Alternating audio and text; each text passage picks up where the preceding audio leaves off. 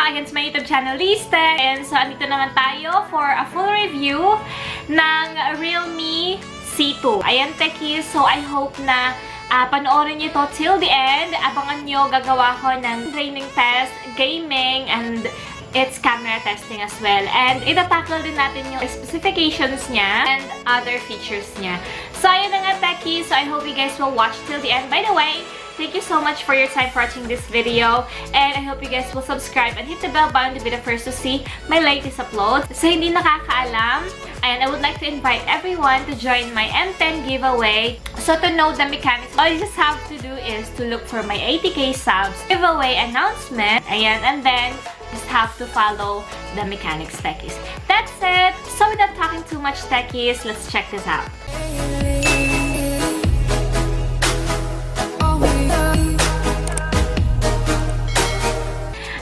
So, as you remember is gumawa tayo ng unboxing ni Realme C2. At nakita niyo sobrang ganda ng smartphone na to. And may ganito siya, techies. So, ayan. So, may texture siyang ganyan. So, hindi siya basta-bastang dumidikit yung mga fingerprints mo. And unique siya para sa akin actually. Sa isang entry level, ang ganitong klaseng design. And I also like its diamond cuts. And by the way, techies, this smartphone nga pala has 6.1 inches screen display. And Note HD Plus na siya, techies. So, kaya naman pala, napakaganda ng resolution niya kasi HD Plus na rin siya, techies. Meron siyang 19.5:9 aspect ratio. This screen here is already protected by Corning Gorilla Glass. So, hindi na siya basta-bastang ma-scratch. Ayan. So, yun yung maganda sa kanya. Available colors pala no, techies, is meron siyang diamond, black, and blue. So, ito yung akin, blue. So, hindi ko alam kung ano yung tsura ng black, pero, ayun, nakikita niyo naman ng blue, diba? Sobrang ganda niya, techies. And when it comes to screen resolution, techies, meron siyang 1560 by 720 pixels. Ayan, so pagdating naman sa kanyang thickness, techies, meron siyang 8.5mm and it has 166 grams.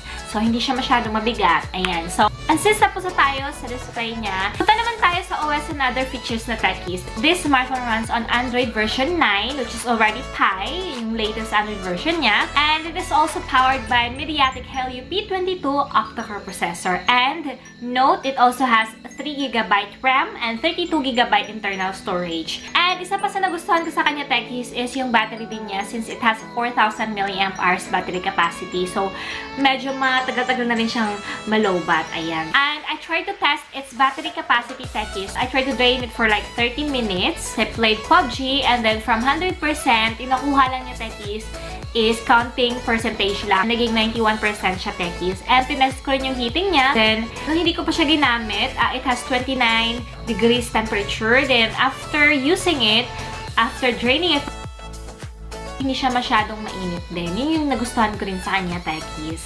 Ayun, so, yun yung pinagkaiba niya sa A5s. Yung A5s, madaling uminit yun. And other smartphones. Ito, matagal-tagal din naman siyang uminit. And imagine, 30 minutes na yun for playing Pubg.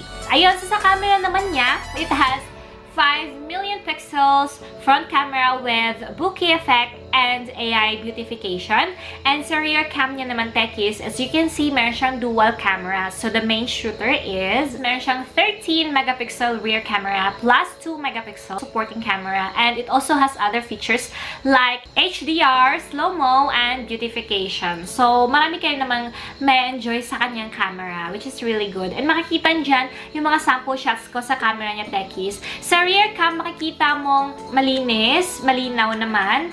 And medyo may konting sharpness, pero hindi siya vibrant, techies. Pero actually, mas gusto ko yung kuha niya kasi natural lang siya for me.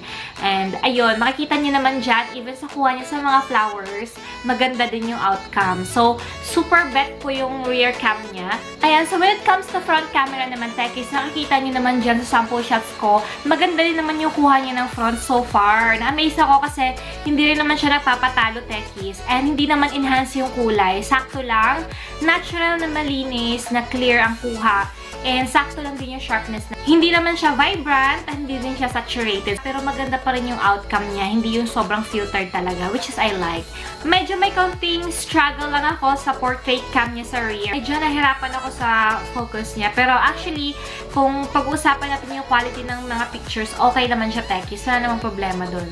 Ayan, sa techies, ito yung performance niya ng walang ring light, yung nakadepend lang ako sa light, sa room. And, yun, makikita nyong okay din naman, pero may mga noise ka makikita, of course. And, yung quality niya, in fairness hindi naman ganoon ka dilim, hindi naman ganoon ka pangit din. So far, okay din naman siya kasi makikita nyo rin naman, malinaw din naman yung kuha. Yeah, pero mas maganda siya techies kapag may ring light. So kung mag-vlog ka ng ganitong oras, gabi na, mas maganda kapag may backup kang lights. Kapag ka mahilig ka sa mga vlog gamit ang smartphone na to, okay siya techies. Ayan. So far, yun na yung masabi ko sa camera niya. And napupunta naman tayo sa gaming. We tried to play Pubg and Mobile Legends. Sa Pubg naman, techies, is kaya lang niya yung low graphic setting.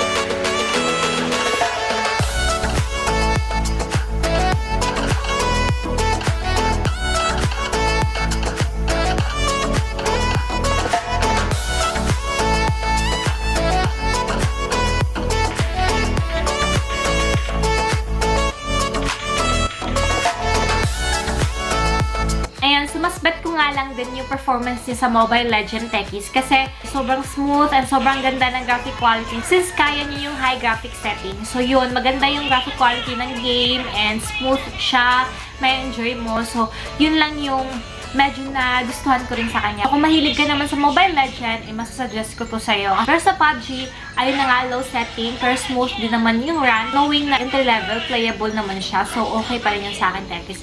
Ayun, so na-amaze talaga ako sa performance niya. Although, hindi pa natin alam yung official price niya, pero alam ko mura lang talaga to. Kasi mura lang yung mga nire-release talaga ng Realme, lalo na kapag entry level. So, para sa akin, mura lang talaga to. Siguro, another thing na napansin ko sa kanya is wala siyang fingerprint compare sa other brands. Pero, kung i-compare ko naman yung performance nito sa other brand, nagugustuhan kong performance niya. Lalo na sa gaming talaga. Gustuhan ko rin yung camera niya. So, sa video naman niya, techies, bibigyan ko ng sample dyan. Ito yung front cam ng Realme C2 Philippines. Nakita niyo naman dyan, nakadepend lang ako sa ring light.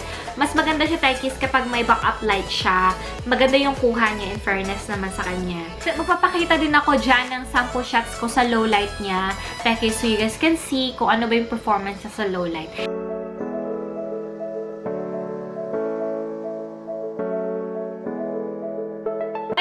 I hope na nag-enjoy kayo sa full review ko. So far, satisfied ako sa experience ko sa ngayon, sa kanya. And we don't know kung ano pa yung mga experience ko sa kanya for after a month or after a week ba. So, still, subaybayan nyo lang yung channel na to kasi mag-share din ako ng experience ko gamit ang smartphone na to. But as of now, yung masabi ko lang talaga is sobrang sulit naman siya. Maganda siya, techies. And I honestly love the back cover, techies. Sobrang ganda niya. Nakikita nyo naman dyan, di ba, yung effect. And yung notch design niya, yan, maganda din. And although hindi masyadong slim yung bezels niya, pero okay na rin. Nakapasok naman sa mga latest ngayon. So, wala na rin problema. Napaka-vivid ng screen niya, techies. Ayun, hindi maganda sa kanya. Hindi din nagpapatalo kasi HD Plus na siya. So, bet na bet ko yung screen display niya, screen resolution niya, gaming performance niya, lalo na sa Mobile Legend, bet ko. Okay. Yung capacity ng battery niya, imagine 30 minutes na yun and 100%, naging 91%. So, konting percentage lang ng battery niya yung nakuha after playing, diba? So, para sa akin, okay na rin yung battery capacity niya. Good naman din. Ayun na muna, techies, yung sabi ko sa kanya. I hope you guys enjoyed this video. And by the way, before we end this video, syempre, I will never forget to shout out my viewers out there. So, ayan. Hi! Steph Lars, thank you so much for watching. Si Kit Mendez, hello Kit. Si Jenilyn De Los Reyes, hi sa'yo. Thank you so much for watching. And, ayan, si M. Joaquin. Hi, M. Joaquin. Thank you so much for watching. Thank you so much all for watching this video. I hope you guys will leave a thumbs up. Don't forget to share this video to your friends, subscribe, and hit the bell button. And don't forget to comment below if you have. And by the way, don't forget to follow my social media accounts as well. Please follow my Instagram, I am Liz Gatiza, and Facebook page, LizTech. Ayan, kasi nag-upload din ako doon ng mga videos ko, so para ma-notify din kayo doon. So, ayan na techies.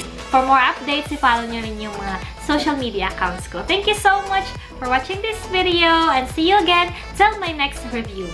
Bye-bye!